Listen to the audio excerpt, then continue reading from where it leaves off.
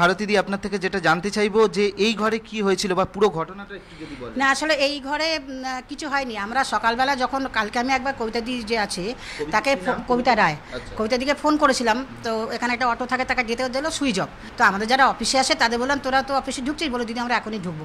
তো ওরা যেরকম অফিসে ঢুকেছে তখন ওই কবিতাদি কী করে গেটটা খুলে দিয়ে সে উপরে চলে যায়, কেন সবসময় মেয়েরা থাকে তারা রান্নাবান্না করে।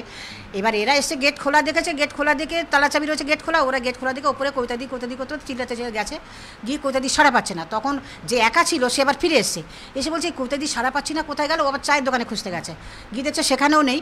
তখন এরা এসে ওই দরজা ফাঁকা করে দেখে কবিতাদি মেঝে পড়ে আছে। কি দুটো বাচ্চাকে আপনার উদ্ধার? হ্যাঁ, যেটা হলো যে আমাদের এইটা কবিতাদি যেখানে থাকে সেটা শর্ট স্টে হোম, যেটা আমরা জানেন যে আমরা সেলফ রেগুলেটরি বোর্ডের কাজ করি। সেই বোর্ডের কাজ করতে গিয়ে যদি মাইনর মেয়ে কাউকে পাই আমরা কিন্তু তাকে CWC বা বাড়িতে পাঠানো দুটোর ব্যাপারই আমরা করি। কিন্তু যেহেতু মাইনর ছিল এবং কালকে আমাদের ছুটি ছিল, তো কালকে আর তাদের পাঠানো যায়নি, কেন ছুটির দিন বলে। তাদের বলা হলো যে আজকের দিনটা ওরা থাক, মানে গতকালের কথা বলছি। আজকে যখন রিকভারি কবে করেছে? রিকভারি করিনি, কালকে তো ছুটি ছিল। এটা কোথাকার মেয়ে, মানে কোন বনগার মেয়ে? বউবাজার ফিল্ডের থেকে রেস্কিউ হয়েছিল। সন্দেহ প্রাথমিকভাবে আমরা এটাই করছি যে হয়তো মেয়ে দুটো পালিয়ে যাওয়ার জন্য মানে জড়াজড়ি করেছে, যে আমরা পালাবো কেন, তোমরা ছাড়ছো না। আবার শুনছি মেয়ে দুটো কোনো ছেলের সাথে প্রেম ছিল, তাদের সঙ্গে বিয়ে করবে বলে বাড়িতে রাগারাগি করে চলে এসেছে। তার বাড়ির লোকরা যা বলছে, বাড়ির লোকরা আছে বউবাজারে, তারা আসছে এখানে। কবিতাদি যেহেতু ছাড়ছিল না, তার দায়িত্ব কেয়ারটেকার, সে ছাড়তে পারে না।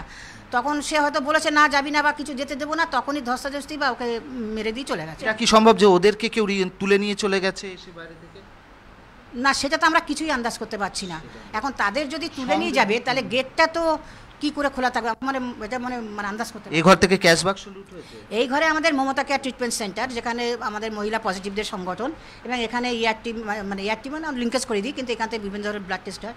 তো সেখানে একটা ছোটো 700-750 টাকার ক্যাশ ছিল, সেই বাক্সটা ভেঙে আর কি টাকাটা নিয়ে গেছে। তাদেরই কেয়ারটেকার, তাদের যিনি নিরাপত্তা রক্ষী রয়েছে, তাকে খুন করে এইভাবে ক্যাশ বাক্স লুটের ঘটনা এবং দুজন কিশোরী নিখোঁজ হওয়ার ঘটনায় স্বাভাবিকভাবে চাঞ্চল্য এবং রহস্য ছড়িয়েছে এই অঞ্চলে। ক্যামেরায় অতনু কুণ্ডুর সঙ্গে অর্ণব মুখোপাধ্যায়, ABP আনন্দ, কলকাতা।